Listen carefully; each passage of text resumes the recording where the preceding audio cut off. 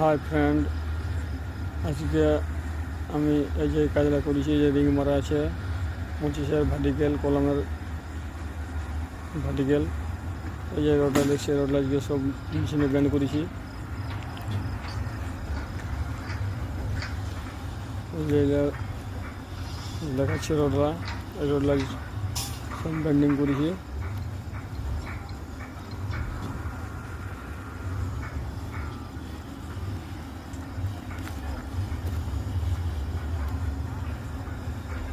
ওই যে আমাদের রড কাটার মেশিন, সামনে যেমনটা দেখা যাচ্ছে আগে দিকে। আর এই যে রডগুলো কাটা আছে, রডগুলো এবার ব্যান্ডিং করব। ভিডিওর যদি ভালো লাগে লাইক কমেন্ট শেয়ার অবশ্যই করবেন।